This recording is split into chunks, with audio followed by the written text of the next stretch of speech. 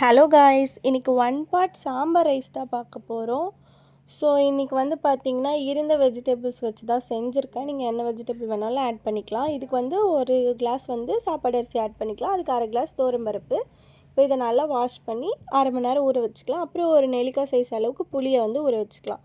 இப்போ குக்கரில் 2 ஸ்பூன் வந்து ஆயில் விட்டுக்கோங்க. 2 சின்ன சைஸ் வெங்காயத்தை வந்து நான் நீளமாக கட் பண்ணி அதை ஆட் பண்ணிக்கிறேன். அது கூடவே கொஞ்சமாக வந்து கருவேப்பிலை ஆட் பண்ணி நல்லா வதக்கி விடுங்க. இப்போ 2 தக்காளி ஆட் பண்ணிக்கலாம். ஆட் பண்ணிவிட்டு இது கூட 2 பச்சை மிளகா ஆட் பண்ணிக்கோங்க. ஆட் பண்ணிவிட்டு இப்போ இதை வதக்கி விடுங்க. இப்போது இது கூட பார்த்திங்கன்னா பீன்ஸு, அதுக்கப்புறம் கொஞ்சமாக கேரட், கொஞ்சமாக உருளைக்கிழங்கு ஆட் பண்ணியிருக்கேன். ஆட் பண்ணிவிட்டு இப்போ வந்து கல்லுப்பு போட்டுக்கோங்க இந்த ஸ்டேஜில். அது வீடியோ எடுக்க மறந்தாச்சு. இப்போ இது கூடயே வந்து கொஞ்சமாக மஞ்சத்தூள், பெருங்காயத்தூள் கொஞ்சம் ஆட் பண்ணிக்கலாம்.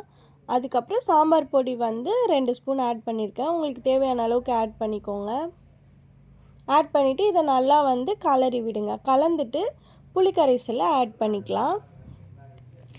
இப்போது புளிக்கரைசல் ஆட் பண்ணிவிட்டு நல்லா இப்போ இதை கொதிக்க விடணும். கொதிச்சுட்ருக்கும் போதே கரண்ட்டு போயிடுச்சு கைஸ். இது கூட வந்து அரிசியும் பருப்பையும் ஆட் பண்ணிக்கலாம். ஆட் பண்ணி இது கொதிக்க விடுங்க.